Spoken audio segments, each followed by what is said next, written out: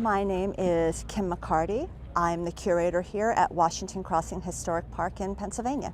Today is a very exciting day. We are doing a reenactment of George Washington's crossing of the Delaware River on Christmas night, 1776. Well, what happened here is actually one of the most unexpected and daring military maneuvers of the American Revolution. And the story is Washington and the Continental Army, after having lost battles in New York and retreating across New Jersey, came into Bucks County in the beginning of December 1776. They encamped in several locations around this area, including the Thompson-Neely House, which is also part of our park. And things were pretty desperate at this point for Washington and the Patriot cause. The Continental Army really needed a win. Washington was afraid that the British were going to invade Philadelphia and take over the capital. And he really knew that what he needed was a bold action. And after meeting with his war council, they made the decision that on Christmas night they would cross the Delaware and march to Trenton to attack the Hessian outpost at Trenton. As the Army began to march, particularly from the Thompson-Neely House down here to the McConkey's Ferry, a snowstorm started. And the weather was terrible. There was snow and hail, and it was basically a pretty bad nor'easter. And all of these men, 2,400 in all, had to cross the Delaware and begin their march. There were other regiments who were supposed to cross at two other locations at the Trenton Ferry and at the Bristol Ferry, and they weren't able to get across for a variety of reasons, and the weather was absolutely a major part of that.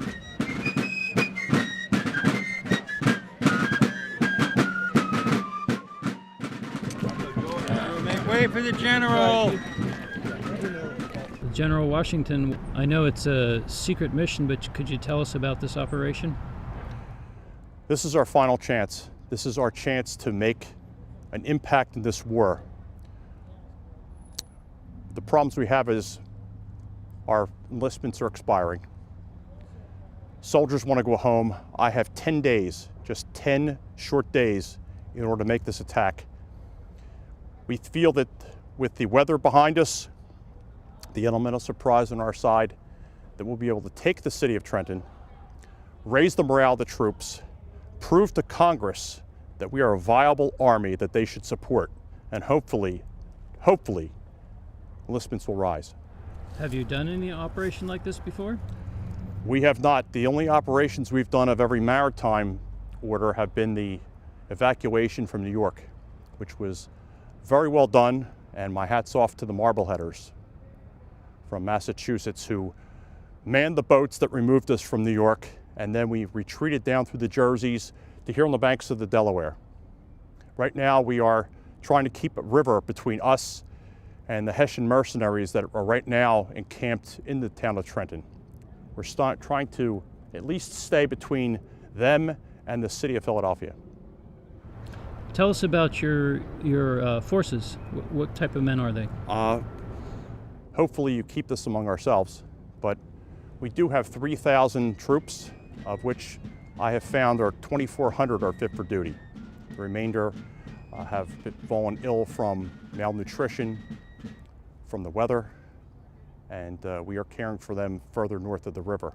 But we have 2,400 troops ready to go. They have 3 days rations cooked, 60 rounds of ammunition each, and we expect to give them a good fight. My name is Frank Lyons from Yardley, just down the street, and I am portraying Colonel John Glover from Marblehead, Massachusetts. Colonel Glover was the commander of the 14th Continental Regiment, which is also known as Marblehead Mariners. It was Glover's Marblehead Regiment. Marblehead is a small town about 10 miles north of Boston. When the American Revolution started, it was the 10th largest port in the United States on the East Coast. Because of the intolerable acts and all those British enactments that led up to the American Revolution, most of the men in Marblehead were unemployed and very unhappy, and they were happy to join Marblehead Regiment. Glover initially signed up 550 men. They never expected to find themselves all the way down here in Pennsylvania, though. Colonel Glover and his Marblehead Regiment saved Washington and his army 3 times, this being the 3rd time. The first time, after the disastrous Battle of Long Island, Glover and his men rode 9,000 men, horses, cannon, baggage across the lower East River from Brooklyn into what is the modern-day downtown Brooklyn into lower Manhattan, and saved Washington's army from being encircled by the British. And then again at Pell's Point, when Cornwallis was planning to, he sailed up the East River out to the Long Island Sound, and he was planning to march across the North Bronx and trap Washington in Manhattan. Glover, once again, with 700 men, held off 4,000 British and Hessian troops. He took about 22 casualties. The British took about somewhere between 700 and 800 casualties. So that gave Washington time to escape from Manhattan and to fight another day. And then we fast forward to watch this section of Pennsylvania. Around the 22nd of December, Glover marches into this area and he camps up the hill near where Washington's headquarters were. And Washington calls him to his headquarters and he tells him what he wants to do: cross 800 feet of a rocky, ice-strewn river under the cover of darkness. And by the way, the barometer's falling. We could be looking at some weather. And Glover mutters to Washington, he says, "Your Excellency, it is impossible." Washington says to Glover, "Colonel Glover, I did not ask you to assess possibilities. I asked you if you could do it." And Colonel Glover thinks for a second and he says, "General Washington, my Marbleheaders can do it." And that's when legend tells us, and it's this legend, it's not written anywhere, but legend tells us that that's when Washington made the final decision to go ahead with this bold stroke, which truly did save the American Revolution. You can point to maybe a dozen events that truly changed the course of world history forever. And one of them took place right on this ground where we're standing here.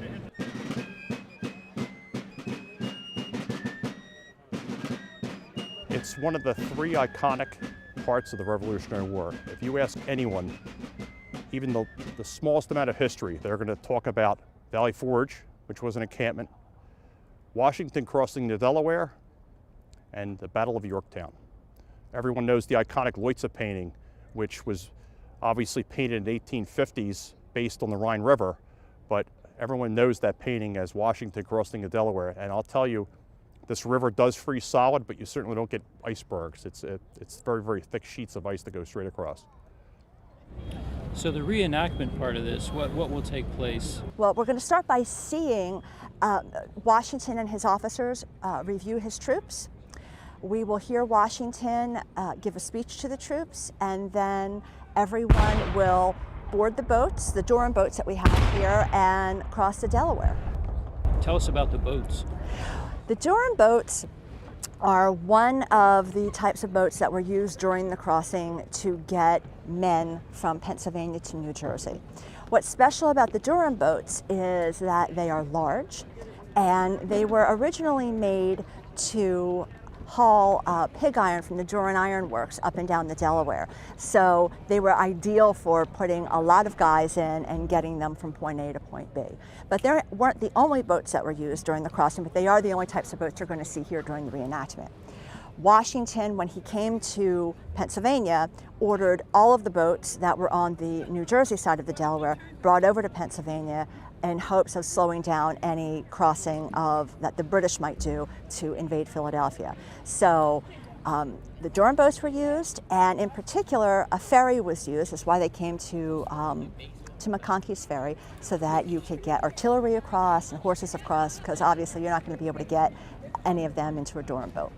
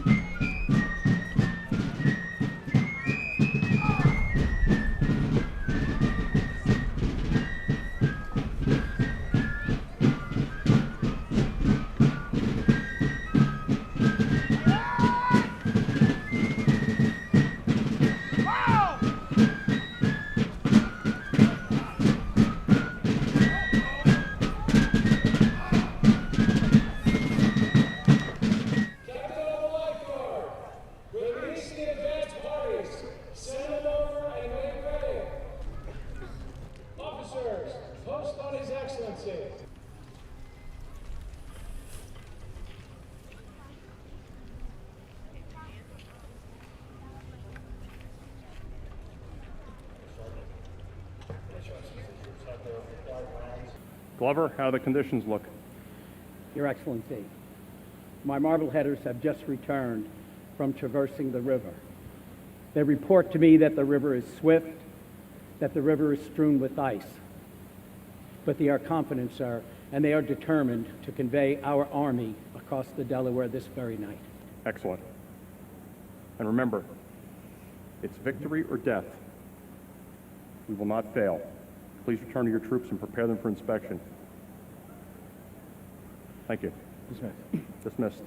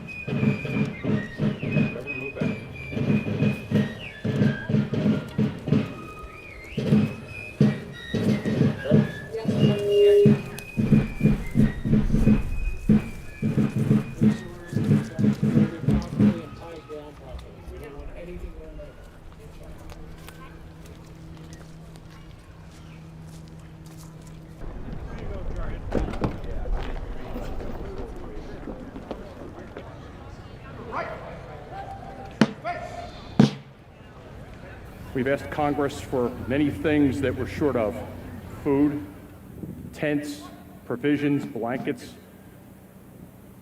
We've had citizens of Philadelphia coming up to provide us with at least some blankets to keep you warm. It reminds me of The Crisis by Thomas Paine. Your sergeants have read to you. He wrote, "These are the times that try men's souls. The summer soldier and the sunshine patriot will, in this crisis, shrink from the service of their country. But he that stands it now deserves the love and thanks of man and woman. And my troops, you deserve that love and thanks. You're here with me now to continue our fight. I look forward to seeing you in Trenton, and remember, victory or death." Colonel Sergeant, Yes, Your Excellency. prepare the troops to board. That I will.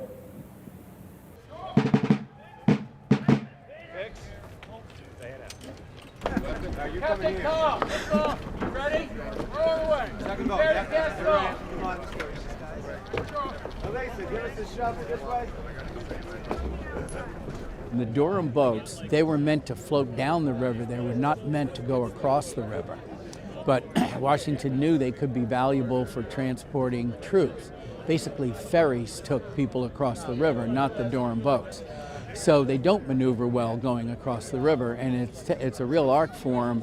You have to row them up the river, then tack into the wind and the current, and just to get them in position. So they were really meant to float down the river and to be poled and down the river and steered with this big sweep oar that's in the aft end of the boat, which you'll see out here today. So no, they're not real maneuverable when you're going across the river.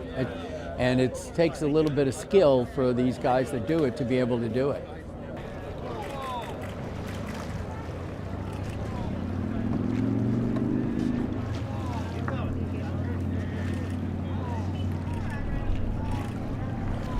My name is Leon Vaughn, and I'm portraying a member of Colonel Glover's Marbleheaders, 14th Regiment out of Marblehead, Massachusetts.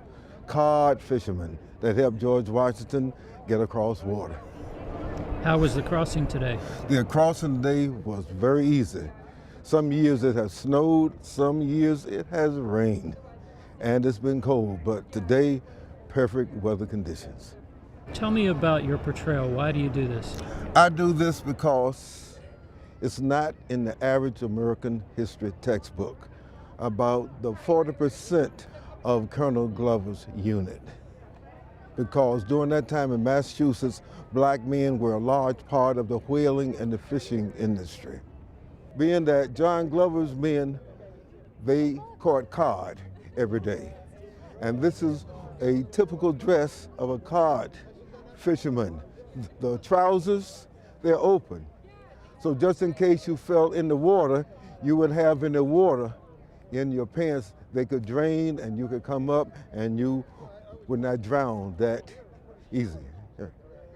And the hat, if it got cold, you could have it pulled down over your ears, not like the tricorn hats. And everything was made, what you wore was practical. Going backwards.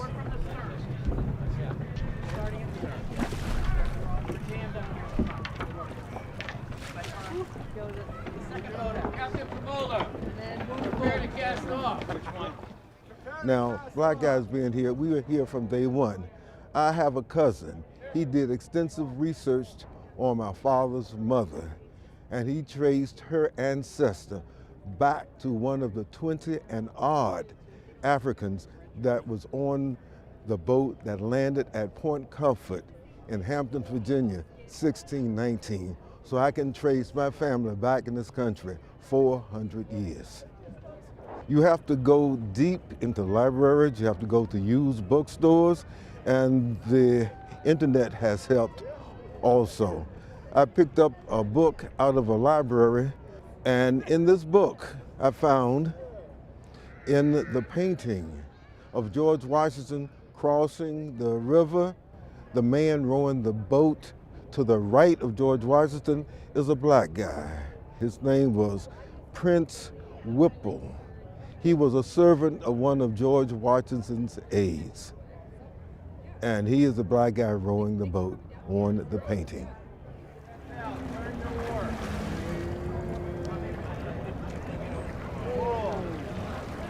Going forward.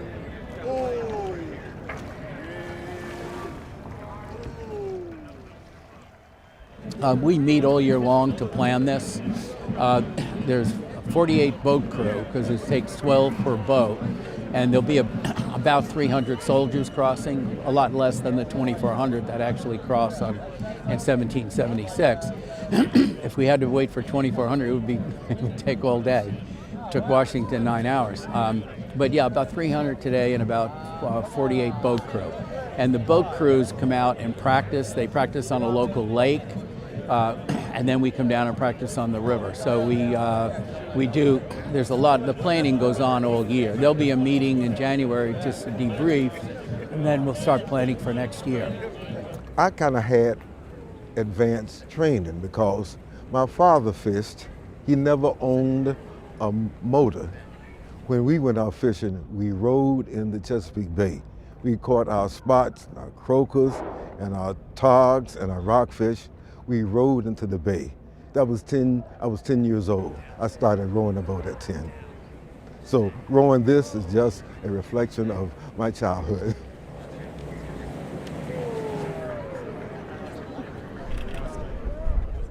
As a reenactor, I've been doing George Washington for 9 years now, and it's a tremendous opportunity. As you look around here and you see hundreds and hundreds of visitors that come to this park just to see this one event. It's an iconic event, and it's something that not only is regionally important, but also nationally important. Because without this victory, the Army would have collapsed. How did you get into doing this type of thing, and why do you do it? As an amateur historian, I've been doing Revolutionary War reenacting for 26 years, and over the years, when you work your way up from a private to a sergeant to an officer, you look at your predecessors and you say, I think I could do a better job, or I could do something different. And I've taken on the role for the last 9 years and had many successful crossings. And I actually like the fact that we not only educate the public in what took place here and how much it's meant to our nation, but it keeps this site viable. 2013, we had 6 inches of snow in 4 hours. And when I launched my boat to go across, you couldn't see the shoreline on either side once you got in the middle of the river, and they canceled it right after I went out there because it was deemed unsafe to cross any more boats.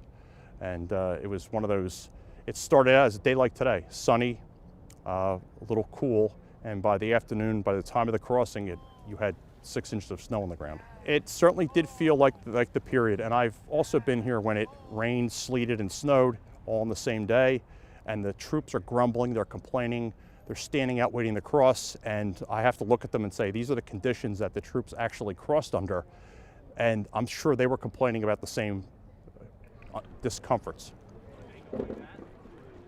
I have a general staff. I also have a Commander-in-Chief's guard, and we also have our standard bearer who carries the Commander-in-Chief's position flag. And that is how you know where the general is on the battlefield or in camp, that specific flag, which the original is now in the Museum of the American Revolution in Philadelphia.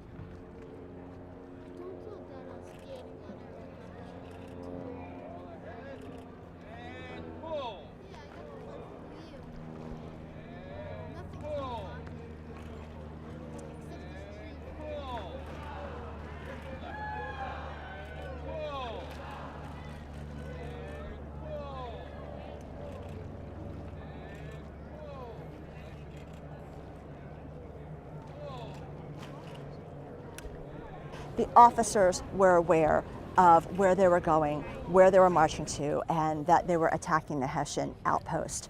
The men in the boats didn't necessarily know exactly where their destination was, but clearly they were aware that something significant was about to take place.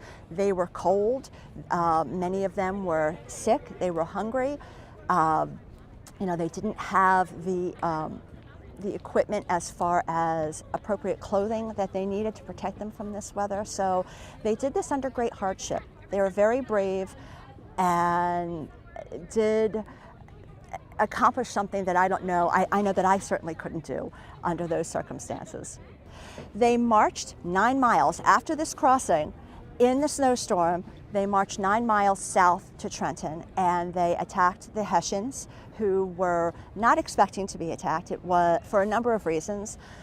First of all, because it was just after a major snowstorm.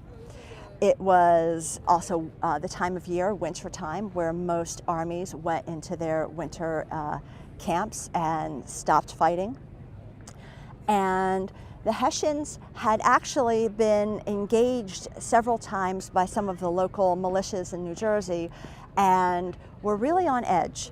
And this wasn't a type of fighting that they were accustomed to. So by the time it was Christmas and there had been a major snowstorm, they were hoping to have the opportunity to rest a little bit. And of course, that didn't happen. They were attacked by the Continental Army, who was able to defeat them in pretty short order.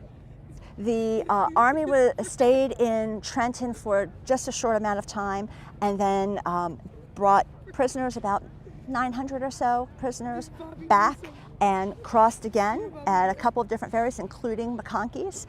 And officers were kept overnight at the tavern here at McConkey's Ferry and enlisted. And eventually the officers were taken to Newtown, Pennsylvania, which is just a couple of miles from here. Well, it's always good to know your history, know from where you have come. That way you know where you're going, and you try not to repeat some of the same mistakes. When I was in school, I hated history because it was always teaching me about what somebody else did, not what my people did. Now I have to join this hobby to learn what I didn't learn in high school nor in college about real American history, all-inclusive American history.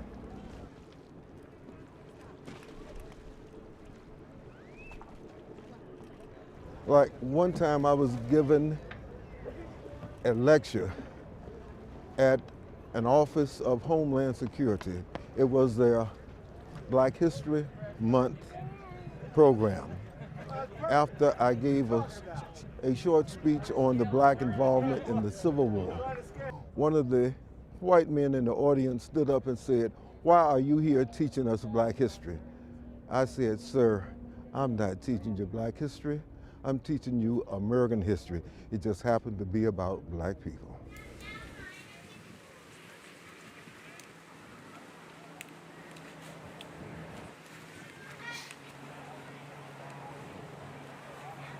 Most people are probably familiar with the Emanuel Leutze painting. Yes. What do you think of that painting? I think it's a lovely painting. Leutze was not trying to provide a snapshot of the actual historic event. Leutze was telling a story. And in that painting, you see the story of the American Revolution, that he was trying to inspire people in Germany at the time in their quest for revolution. So you see Washington Crossing, you see James Monroe, who ends up being a president. You see a flag, what we now call the Betsy Ross flag, that's used in the painting. Well, that flag wasn't being used in 1776, but Leutze already knows how the story ends. So he includes it there. So you're seeing two future presidents, you're seeing this flag, and you see a variety of different types of people in that boat, which was just like the makeup of the Army, a variety of different types of people.